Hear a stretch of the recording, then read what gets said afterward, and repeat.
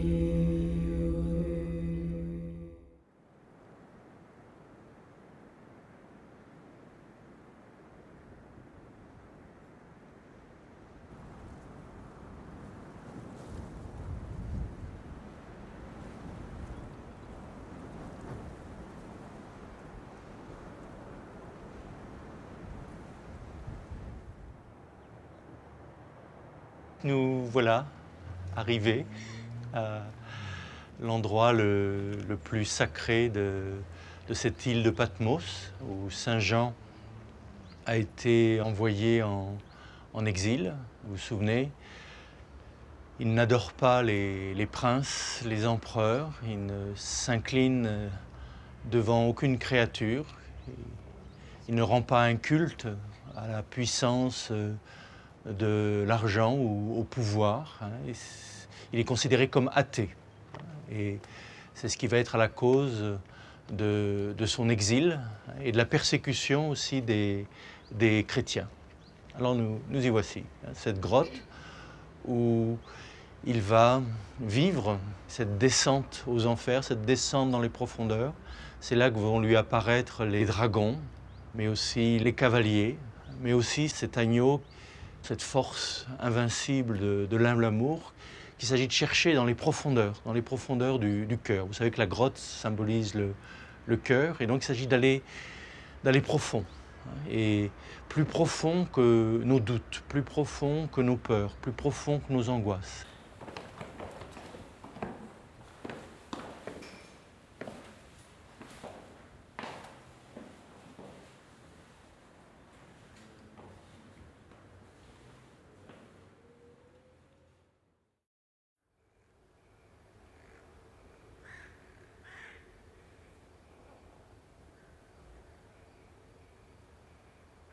Si vous voulez, peut-être qu'on peut tout de suite donner la parole à Jean, au livre de l'Apocalypse. Ça sera notre façon aussi de le remercier pour la traversée, qui a été bonne, sans encombre. Ce sera notre façon aussi d'accueillir nos amis cinéastes. Notre façon aussi de sentir déjà cette parole qui a été inspirée dans ce lieu. Donc d'appeler sur nous l'esprit de Saint Jean, l'esprit de l'Apocalypse. Apocalypsis, ça veut dire littéralement le dévoilement, la révélation. C'est la mise à nu aussi, c'est le dépouillement. C'est le dépouillement. Ou c'est, certains diront, alors là on se rapproche un petit peu de certaines interprétations contemporaines, c'est l'effondrement. Mais ce qu'on oublie de dire, c'est qu'est-ce qui se révèle à travers cet effondrement. Personnellement, souvenez-vous de toutes ces apocalypses que vous avez vécues dans votre vie. C'est-à-dire ces moments où votre belle image s'est effondrée. Vous croyiez très, très fort, en bonne santé, et ça s'effondre. Et ça fait mal. Et qu'est-ce qui se passe à ce moment-là ? Eh bien, à ce moment-là, se révèle qui vous êtes vraiment. Dans ces moments d'effondrement, ce sont des moments de vérité. Donc, il peut y avoir l'effondrement au niveau personnel, Cet effondrement peut être physique, cet effondrement peut être psychique. Je crois que Jean, c'est un moment d'effondrement psychique qu'il a pu vivre. C'est-à-dire il remet tout en question, sa foi dans le ressuscité. Enfin, regardez les événements, regardez l'injustice, regardez le meurtre de l'innocent, regardez la puissance de l'Empire. Comment est-ce que c'est possible? Donc psychiquement, je dirais c'est sa foi qui s'effondre, c'est son bon Dieu qui s'effondre. L'interprétation que je vous propose, encore une fois, c'est une parmi d'autres. Et on en reparlera demain matin, de voir comment les symboles chez Jean vont toujours par deux. Il y a le chatan et il y a quelqu'un. Il y a l'agneau et il y a le dragon. Il y a les 4 cavaliers et il y a les 4 vivants. Il y a la femme et il y a la prostituée. Il y a l'enfant et il y a la bête. Il y a Jérusalem et il y a Babylone. Et tout ça, c'est en nous.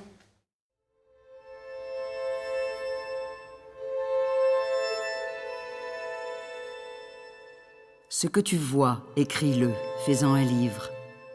Envoie-le aux 7 qui ont entendu l'appel, à Éphèse, à Smyrne, à Pergame, à Thyatire, à Sardes, à Philadelphie et à Laodicée. Je me retourne pour regarder la voie. M'étant retourné, je vois 7 chandeliers d'or. Au milieu des chandeliers, quelqu'un, semblable à un être humain, vêtu d'une longue robe. Une ceinture d'or lui serre la poitrine. Sa tête et ses cheveux sont blancs comme la laine, comme la neige. Ses yeux comme des flammes pures. Le voyant, je m'évanouis à ses pieds. Il tend sa main droite vers moi et dit « N'aie pas peur. Je suis le premier, le dernier. Je suis le vivant. Mort, je suis encore vivant et à jamais. Je tiens les clés de la mort et de son séjour. »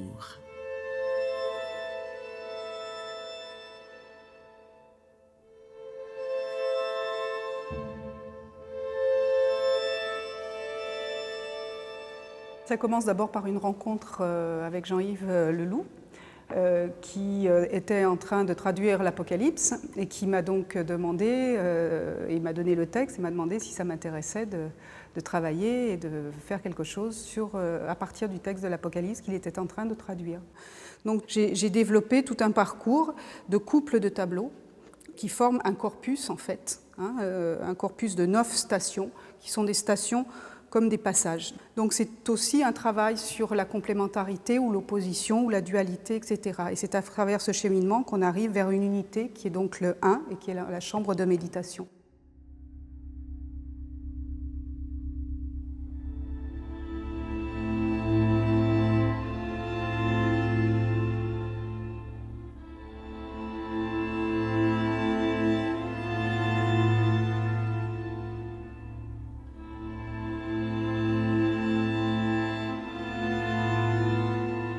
On l'a voulu comme une création collective, puisqu'il y a eu une création musicale par Jean-Paul Dessy. C'est pas comme une sculpture où on tourne autour, ce n'est pas une peinture accrochée au mur qu'on regarde, ce sont vraiment des parois, on est obligé de les affronter. Ce sont des objets de méditation en fait pour celui qui les traverse et qui suit le cheminement. C'est pour ça qu'il y a une scénographie et une progression.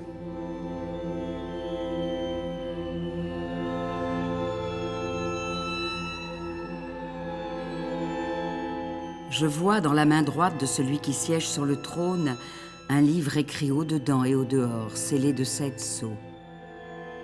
Je vois un ange puissant proclamant d'une voix forte « Qui est digne d'ouvrir le livre et d'en briser les sceaux ?» Mais nul, ni dans le ciel, ni sur la terre, ni sous la terre, n'est capable d'ouvrir le livre et d'y poser les yeux. Je pleure beaucoup, voyant que nul n'est trouvé digne d'ouvrir le livre et d'y poser les yeux. L'un des vieillards me dit alors « Ne pleure pas. Voici, il a remporté la victoire, le lion de la tribu de Juda, celui qui est enraciné dans la lignée de David. Il ouvrira le livre et ses 7 sceaux. »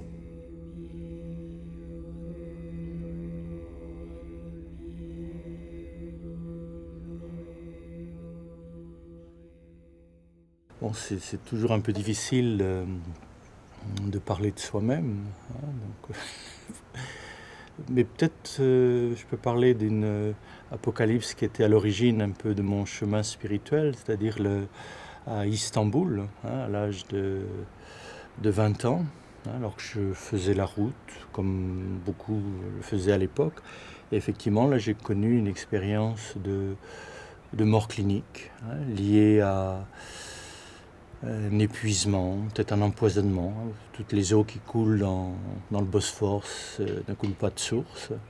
Toujours est-il qu'on m'a retrouvé dans le fossé, et qu'on m'a conduit à l'hôpital, à un petit hôpital. Et là, j'ai été déclaré comme cliniquement mort, électroencéphalogramme plat. Concernant mon expérience, je peux dire donc l'oiseau sort de sa cage. Il y a une découverte de moi-même en dehors de mon corps, où je me vois en dehors. Et puis il y a ce moment qui me semble encore plus important, en tout cas plus intense. C'est le moment où le vol sort de l'oiseau.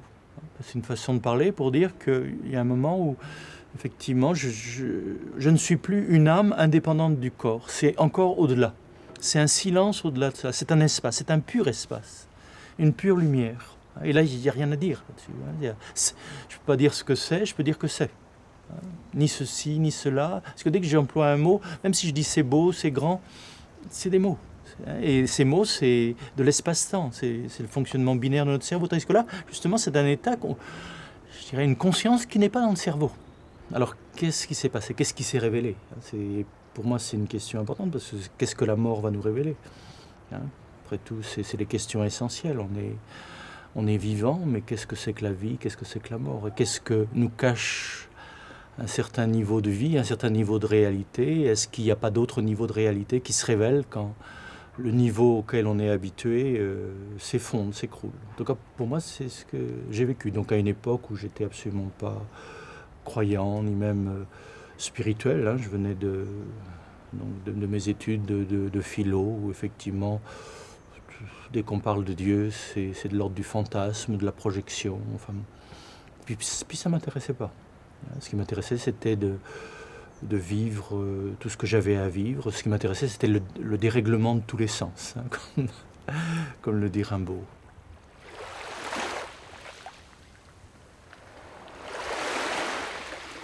Ce que j'avais expérimenté dans cet état de coma profond, de mort clinique, eh bien, c'était la rencontre de je suis.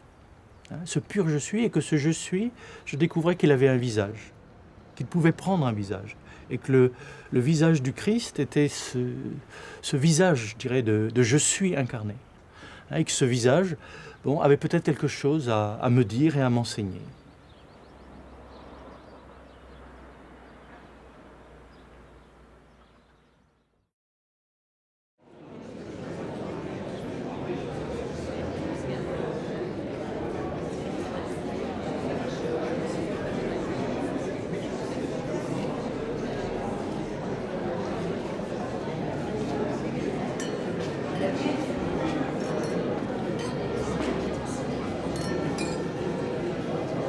Elias Sambar, Benoît Hiver qui représente la maison Plon, Bien. et M. Jean-Yves Leloup. Très bien, il y a les trois auteurs. Alors. Voilà. On y va, Alors allons-y. je vous laisse vous installer. Installez-vous. C'est moi qui fais le roi Salomon. Ah oui, c'est vrai. Tomber amoureux de Jérusalem, c'est prendre conscience aussi de ce que son regard a de subjectif. Et c'est là l'enjeu de Jérusalem, c'est de découvrir qu'on peut être amoureux à plusieurs, j'allais dire de la même bien-aimée ou de la même terre. Et comment ne rien renier de son propre regard tout en reconnaissant, je dirais, le regard de l'autre. Et on en était arrivé là ce matin dans notre discussion avec Elias Sambar, où je disais qu'à propos de Jérusalem, je suis un petit peu, quelquefois, désespéré parce qu'on ne voit pas tellement d'issue. Et je citais le jugement de Salomon. Vous savez, ces deux femmes qui disent « cet enfant, c'est le mien ». Salomon va dire « eh bien, cet enfant, coupez-le en deux ». Comme on peut dire aujourd'hui « coupez Jérusalem en deux ». Et là, Elias me faisait remarquer quelque chose d'important, c'est qu'au lieu de dire « coupez-le en deux », on pourrait dire « on va l'élever tous les deux ». Et ça, je crois qu'il y a peut-être une issue de ce côté-là. Il s'agit d'élever Jérusalem ensemble, parce que chacun a son regard et un regard amoureux sur Jérusalem. Et chacun, je dirais, c'est son enfant, c'est sa bien-aimée. C'est exactement comme si on tombait d'accord pour un couple qui se déchire, et finalement le jugement de divorce a été prononcé, et les jours de visite ont été établis. Et puis ça a mal démarré. Hein, l'ancien époux et l'ancienne épouse sont presque venus aux mains, etc. Et puis il y a un moment où ça s'est stabilisé. Et on se dit, si ça se stabilise, si chacun respecte son jour de visite, c'est merveilleux. Mais c'est pas merveilleux du tout, c'est rien du tout ça. C'est pas un projet. Et je me dis, est-ce qu'on ne pourrait pas imaginer une Jérusalem qui serait, enfin, d'avoir un projet pour Jérusalem, et qui serait un projet d'une Jérusalem vraiment céleste.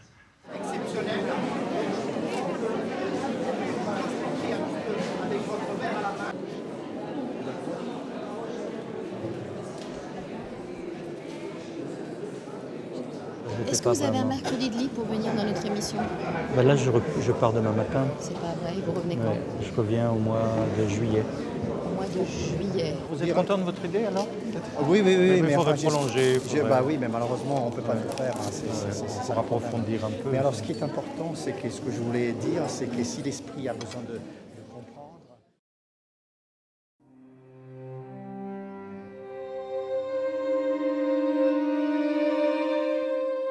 Alors je vois un ciel nouveau et une terre nouvelle, car le premier ciel et la première terre ont disparu, et de mer il n'y en a plus. La cité sainte, la Jérusalem nouvelle, je la vois descendre du ciel d'auprès de Dieu. Elle s'est faite belle comme une épouse parée pour son époux. Et j'entends venant du trône une voix forte disant « Voici la demeure de Yod et Vavé parmi les hommes. Il demeure avec eux, ils seront son peuple. Yod et Vavé est avec eux. Il essuie toute larme de leurs yeux. La mort n'est plus. Ni deuil, ni cri, ni souffrance. Le monde ancien a disparu. Celui qui est sur le trône proclame « Voici, je fais toutes choses nouvelles. »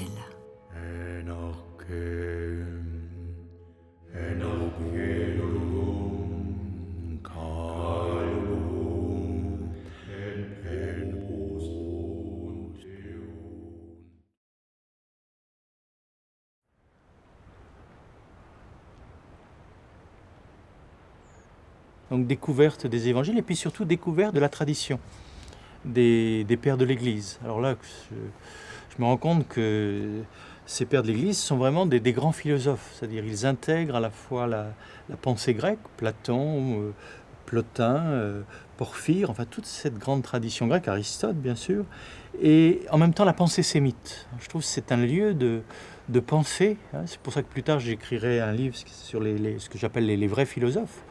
Les vrais philosophes, ce sont ceux qui ne se contentent pas de spéculer, mais qui se transforment.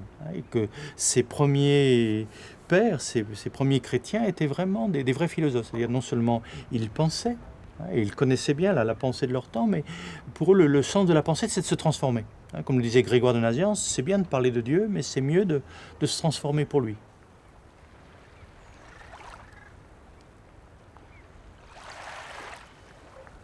Ça va être la grande pratique qu'on va m'enseigner, donc au Mont Athos, et particulièrement donc avec ce moine qui sera vraiment mon maître spirituel, mon père spirituel, le père Séraphin, qui appartenait à l'église russe, mais un petit peu à l'écart en tant qu'ermite, et qui m'apprendra à méditer comme une montagne, à méditer avec cette stabilité de la montagne, ensuite à méditer comme un coquelicot, toute l'importance de la colonne vertébrale, de cette orientation vers la lumière, la philocalie. Puis ensuite, apprendre à méditer comme un océan, la respiration. Entrer dans ce flux et ce reflux qui nous porte. Et puis apprendre à méditer comme la tourterelle. Là, c'est l'invocation. Kyrie eleison, Kyrie eleison, Gospodi pomelun, Gospodi pomelun, Gospodi pomelun, Gospodi pomelun. Enfin, ce chant intérieur, qu'il s'agit de retrouver à travers l'invocation. Mais l'important, c'est de prier avec le cœur. Donc là, dans l'anthropologie du Mont Athos, dans l'anthropologie de la tradition chrétienne, le centre de l'être humain, c'est vraiment le cœur. Il s'agit de faire descendre l'intellect dans le cœur et faire passer la libido par le cœur. Notre sexualité change lorsqu'elle passe par le cœur. Ça devient de l'amour. De la même façon, notre intelligence change lorsqu'elle passe par le cœur. C'est fou ce que nos idées changent lorsqu'on les prie.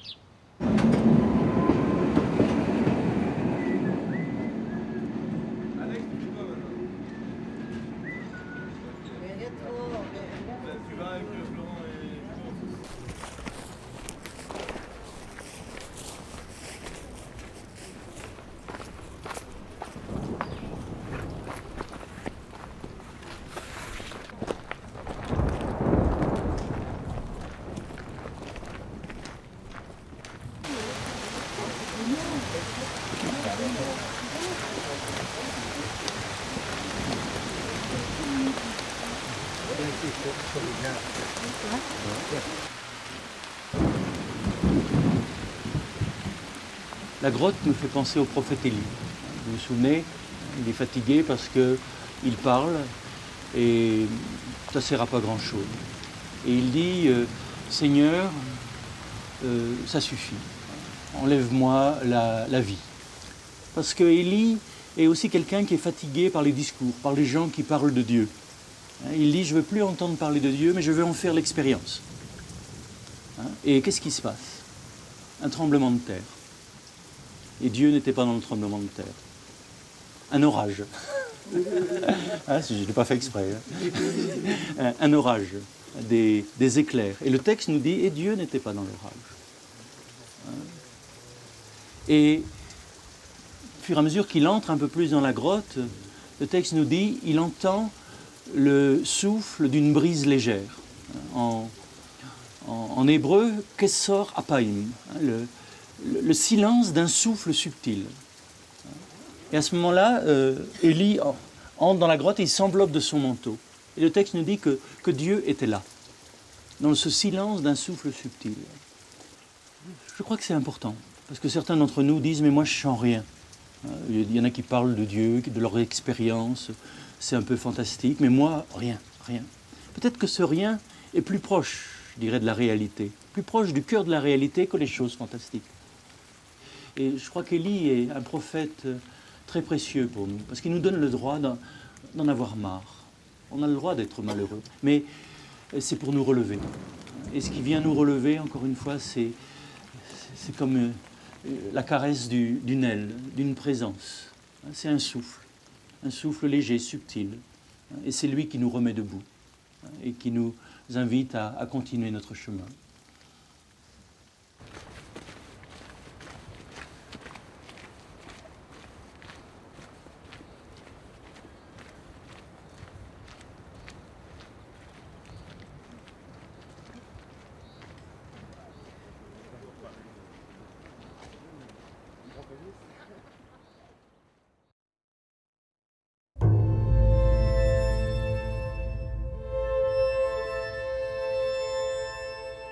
Autour du trône, c'est une mer limpide, semblable à du cristal.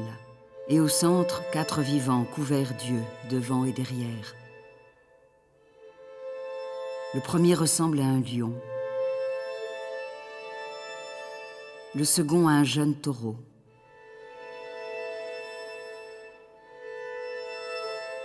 Le troisième a comme un visage d'humain. Et le quatrième ressemble à l'aigle en plein vol. Les 4 vivants ont chacun 6 ailes couvertes d'yeux autour et au-dedans. Ils ne cessent jour et nuit de proclamer « Saint, Saint, Saint », le Kyrios, celui qui est l'être qu'il est, en tout et en tous, celui qui était, qui est et qui vient.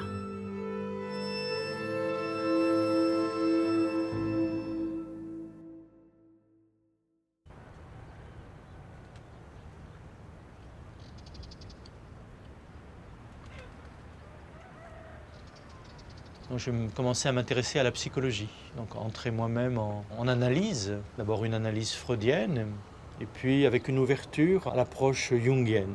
Et pour moi, tout ça, ça fait qu'un, parce que l'être humain, c'est à la fois, je dirais, la contemplation du théologien, puisque le théologien, selon les pères, c'est celui qui prie, c'est celui qui contemple.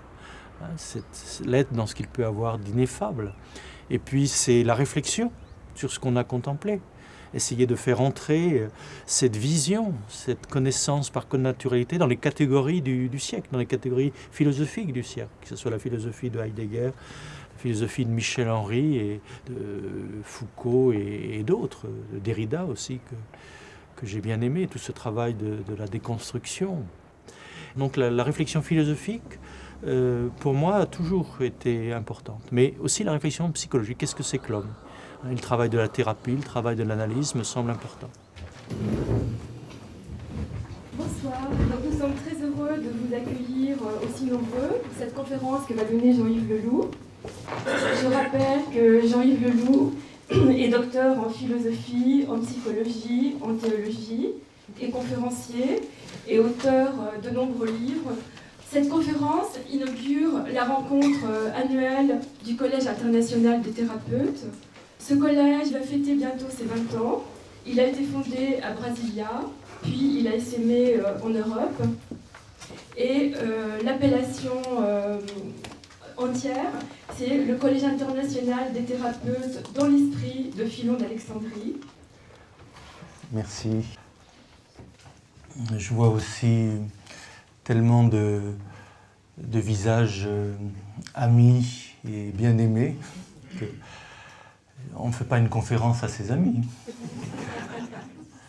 Donc peut-être que la connaissance qui guérit, ce n'est pas une connaissance particulière, mais c'est peut-être la synthèse de toutes ces connaissances.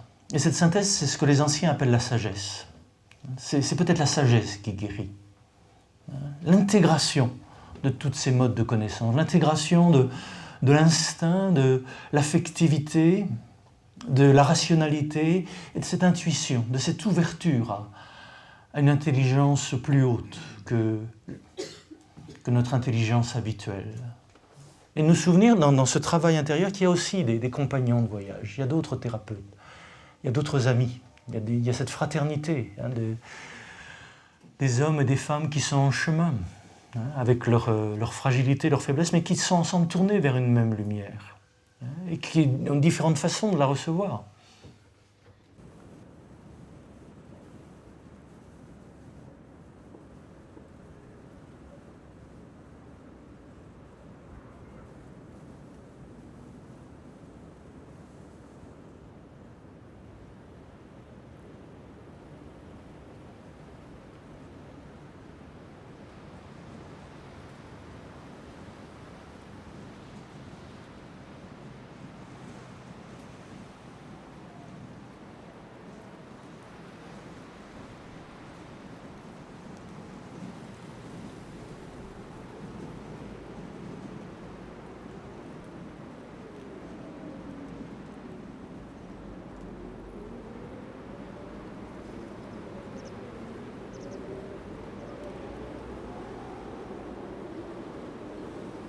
Pour moi, la sphère de l'art contemporain devenait vraiment un territoire trop fermé, trop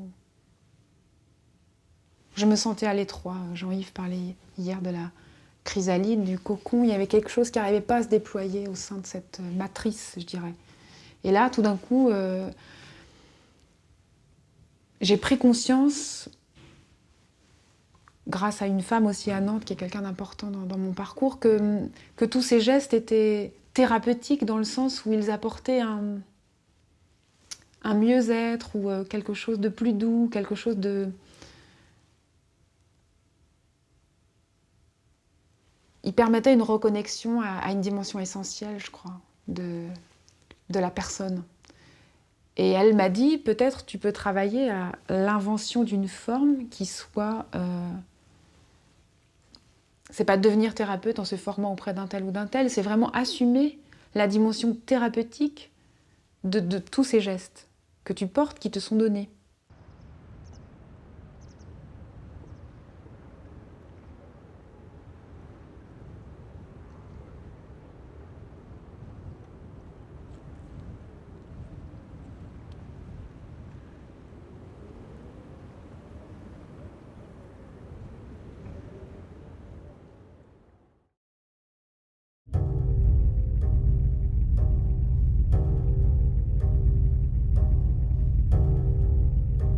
L'agneau ouvre le premier des 7 sceaux. J'entends l'un des 4 vivants crier d'une voix de tonnerre « Viens et vois !» Et je vois un cheval blanchâtre. Celui qui le monte tient un arc, il reçoit une couronne. Vainqueur, il va pour vaincre. Lorsqu'il ouvre le 2e sceau, j'entends le 2e vivant. Il dit « Viens et vois !» Alors surgit un autre cheval rouge-feu. À celui qui le monte, il est donné de prendre la paix pour l'enlever de la terre, et que les uns et les autres s'égorgent. Une immense épée lui est donnée. Lorsqu'il ouvre le 3e sceau, j'entends le 3e vivant. Il dit « Viens et vois !» Je vois un cheval noir, et celui qui le monte a une balance à la main. Et j'entends comme une voix au milieu des 4 vivants. Elle dit « 1 mesure de blé pour un denier, 3 mesures d'orge pour un denier. Quant à l'huile et au vin, épargne-les. » Lorsqu'il ouvre le 4e sceau, j'entends la voix du 4e vivant. Il dit « Viens et vois !» Je vois un cheval verdâtre. Le nom de celui qui le monte, c'est la peste. Son séjour l'accompagne. Le pouvoir leur est donné de faire mourir le quart de la terre par l'épée, la famine, la peste et les bêtes sauvages. Quand il ouvre le 6e sceau, il se fait un violent tremblement de terre. Le soleil devient noir comme une étoffe de crin. Et la lune devient tout entière comme du sang. Les astres du ciel tombent sur la terre, comme les fruits verts d'un figuier battu par la tempête. Le ciel se retire comme un livre qu'on roule. Toutes les montagnes et les îles sont ébranlées. Les rois de la terre, les puissants, les enrichis, les chefs de guerre, les influents, tous, esclaves ou libres, ils se cachent dans les cavernes et dans les rochers des montagnes. Ils disent aux montagnes et aux rochers, tombez sur nous et cachez-nous, loin de la face de celui qui siège sur le trône, et loin de la colère de l'agneau. Car il arrive le grand jour de la colère. Qui pourra y échapper ?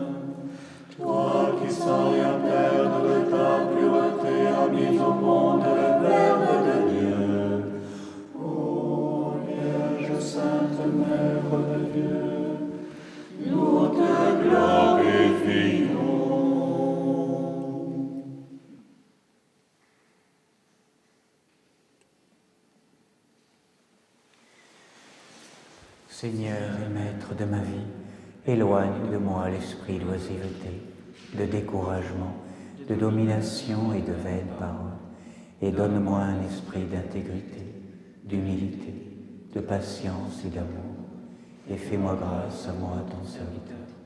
Oui, Seigneur roi, accorde-moi de voir mes fautes et de ne pas juger mon frère, car tu es béni pour le siècle des siècles.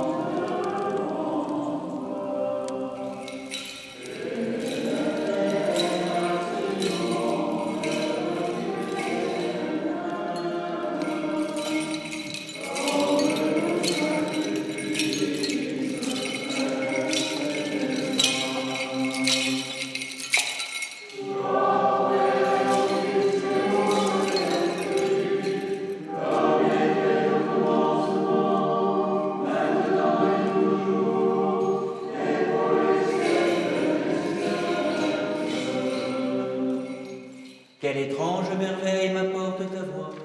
À mon âme, elle paraît difficile à saisir.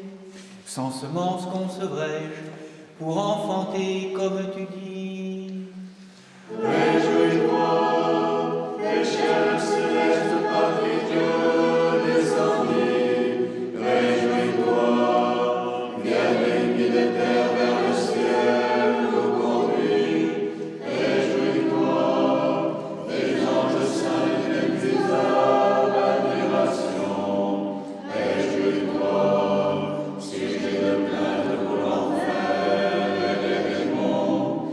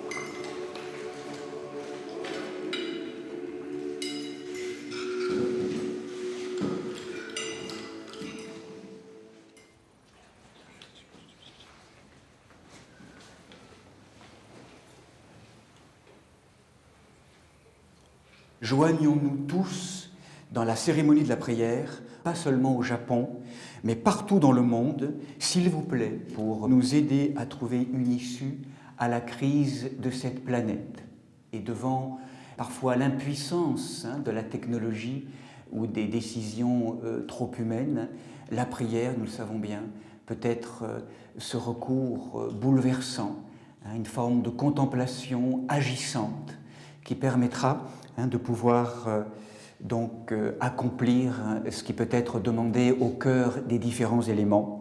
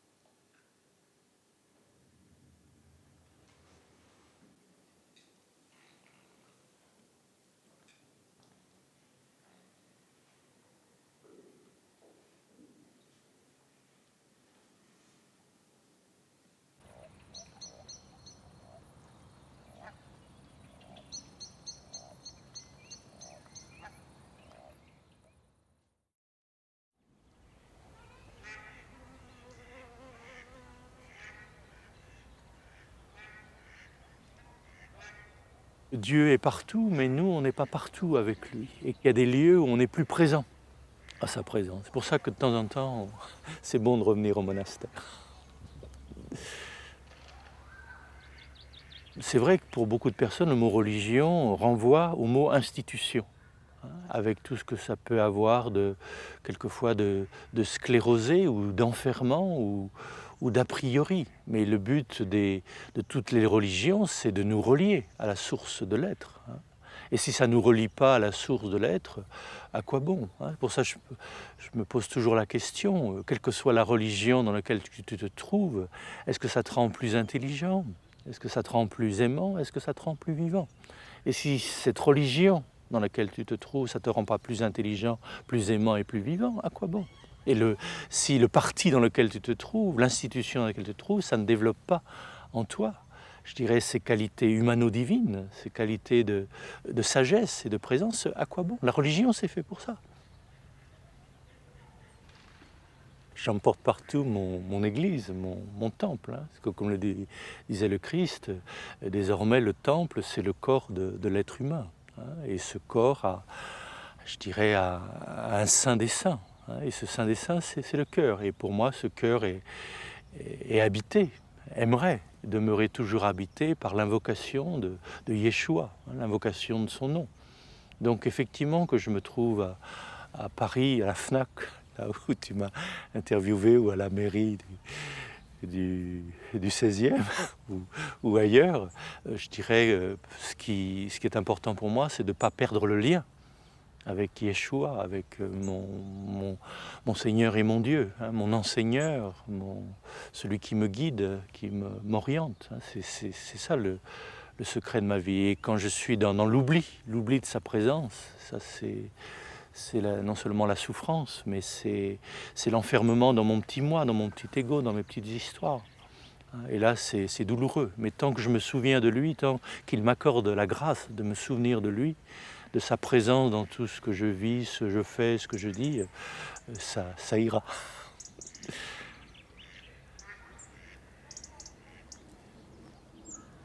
Mais comment chanter la cantique du Seigneur sur une terre étrangère? Alléluia.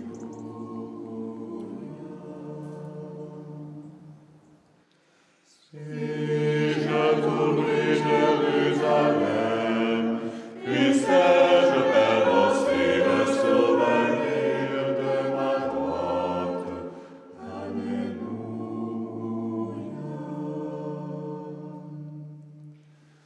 Souviens-toi, Seigneur, des fils de l'homme, du jour où ils brisaient de Jérusalem, détruisez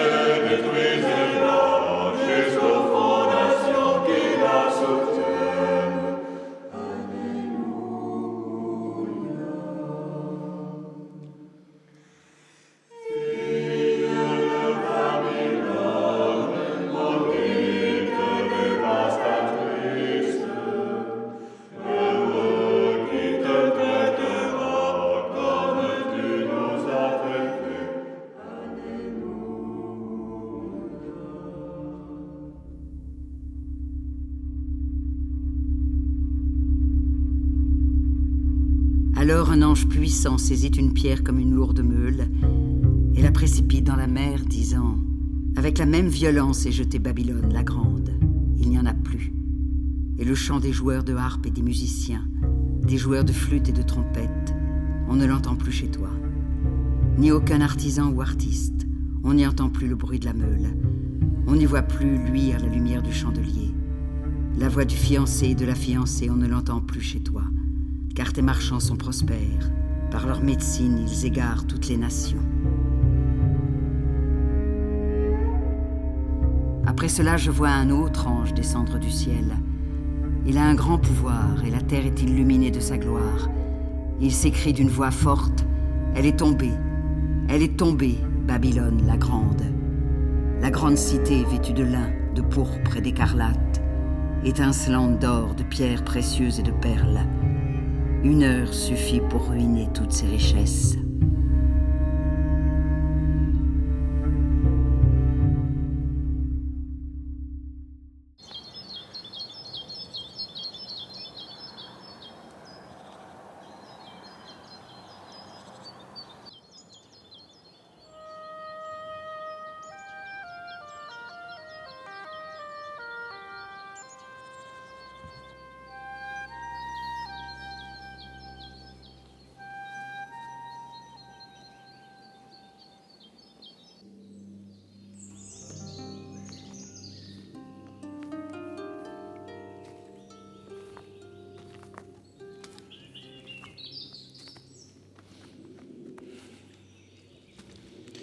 Sous chacun de nos pas, il y a des siècles d'empreintes, non seulement depuis le Moyen-Âge et avant, l'époque de Cassien, le IVe siècle, où les pèlerins venaient visiter la grotte du premier témoin de la résurrection.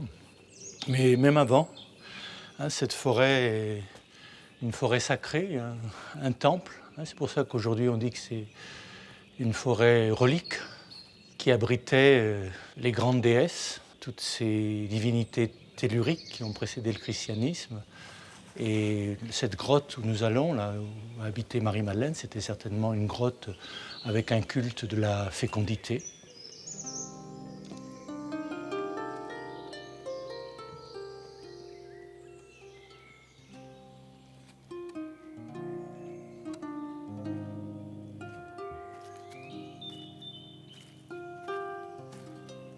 La Sainte-Baume, pour moi, un lieu très cher. J'y ai passé une dizaine d'années de ma vie, un peu comme responsable du Centre international de la Sainte-Baume, qui était devenu un centre culturel renommé, donc dans cette lignée on pourrait dire, de Vatican II. Ici, on a reçu Stockhausen, le Puppet Théâtre. Enfin, c'était un lieu très vivant. Pour moi, ce lieu est important parce que ça rejoignait un petit peu mes études sur la gnose, les textes de Nag Hammadi, les textes de l'Évangile de Marie. Donc c'était vraiment le lieu où l'esprit de Marie-Madeleine était toujours vivant. Parce que comme le disait le Père Vessière, je ne sais pas si elle est venue là, d'un point de vue historique, mais je sais qu'elle est là, que son esprit est là.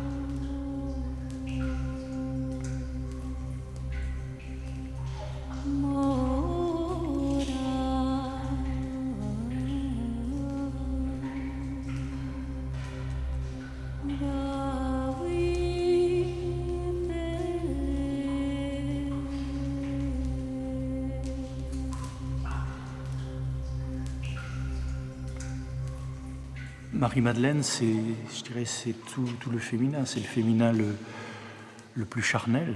Hein, donc c'est une femme qui a vécu sa vie de ses sens en plénitude. C'est une femme dont le désir était désorienté, hein, qui a retrouvé l'orientation de son désir dans cette rencontre avec Jésus, cette rencontre de la chair et de l'esprit, hein, de la chair qui désormais peut être orientée vers la présence de je suis. Donc c'est cette étape du féminin. Ensuite, il y a le féminin comme contemplatif, hein, au pied de Jésus, là où, je dirais, le féminin, c'est le silence. La virginité de Marie, par exemple, chez les anciens, c'est l'état de silence du cœur, l'état de silence du corps, l'état de silence de l'esprit, dans lequel le logos peut s'incarner. Hein, si notre cœur n'est pas silencieux, je dirais, le verbe créateur ne peut pas parler. Donc là, c'est aussi un symbole du féminin, de la réceptivité, de la pure capacité de Dieu. Un autre symbole du féminin, c'est l'intercession, lorsqu'elle intercède pour son frère Lazare. Cette puissante intercession qu'on va retrouver aussi au pied de la croix. Hein, elle ne fuit pas la douleur. Hein, il n'y a que Myriam et Jean, peut-être le plus féminin de tous les apôtres, qui se retrouvent au pied de la croix, qui n'ont pas peur de regarder la mort en face. Et c'est en regardant la mort en face qu'ils voient au-delà de la mort. Et là, elle est le premier témoin de la résurrection. Et là, c'est la femme prophète. C'est la femme qui voit au-delà de la mort, qui voit au-delà du temps. Marie-Madeleine est quand même appelée l'apôtre des apôtres. L'apôtre des apôtres, c'est-à-dire celle qui va enseigner les apôtres. Et c'est vrai que toute cette dimension a été un petit peu oubliée, et que le côté masculin de l'Église, de l'institution, a pris la plus grande place, aux dépens de l'expérience mystique, aux dépens de l'expérience intérieure, aux dépens de l'expérience du féminin. Et c'est important de redonner au féminin aujourd'hui sa place.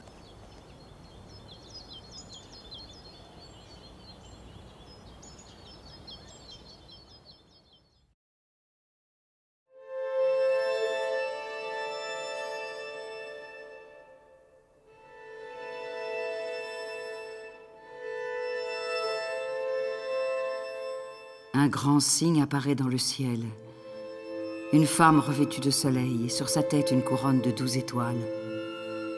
Elle est enceinte et crie dans le travail et les douleurs de l'enfantement. Elle met au monde un fils, un homme, celui qui fait paître les nations avec une verge de fer.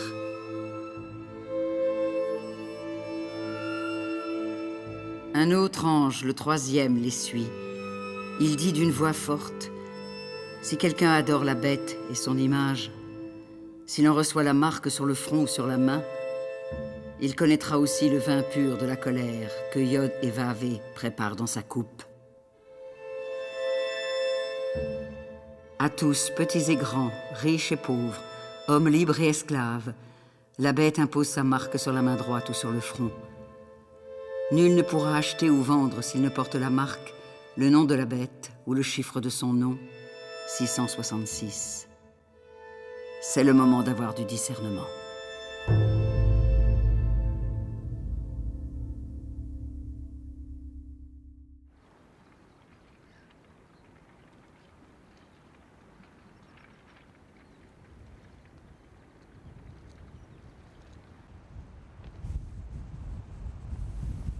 Tout incendie commence par une étincelle. Celui qui brûle comme celui qui irradie, celui qui nous éveille comme celui qui nous détruit. Aussi, veille à tes pensées. Elles éclairent comme elles obscurcissent le monde. Chaque matin, cherche l'étincelle, cherche l'éclair qui allume en toi le jour.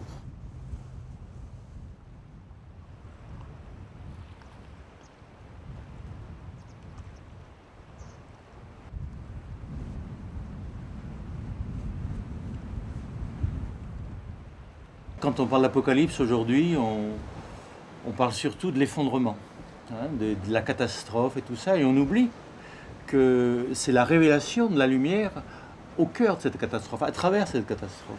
Qu'est-ce qui nous est dit dans l'Apocalypse? C'est que ce n'est pas la bêtise qui aura le dernier mot, la bête, que ce n'est pas la violence qui aura le dernier mot, c'est pas le dragon, hein, que ce n'est pas la volonté de puissance, de domination qui aura le dernier mot, que ce n'est pas la mort la peste, ou le chatan, comme on le dit. C'est pas la mort qui a le dernier mot. L'amour est fort comme la mort. Que ce qui aura le dernier mot, effectivement, c'est la résurrection. C'est-à-dire, qu'est-ce que c'est que la résurrection? C'est le rappel que la seule chose qu'on ne peut pas nous enlever, qui ne peut pas être détruite, qui ne peut pas s'effondrer, la seule chose qu'on ne peut pas nous enlever, c'est ce qu'on aura donné.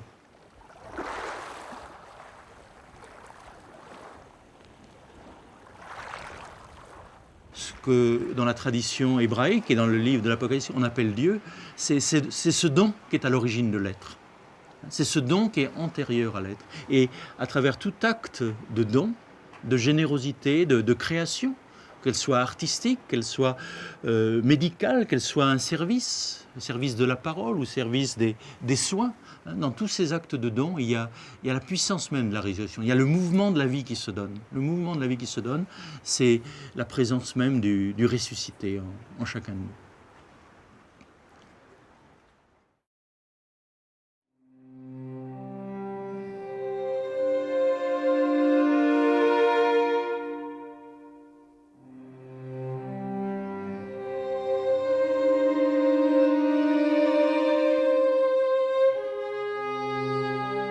Je suis l'alpha et l'oméga, le premier et le dernier, le principe et la fin. Moi, Yeshua, j'envoie mon ange pour apporter ce témoignage à tous ceux qui entendent l'appel. Je suis enraciné dans la lignée de David. Je suis l'étoile radieuse du matin.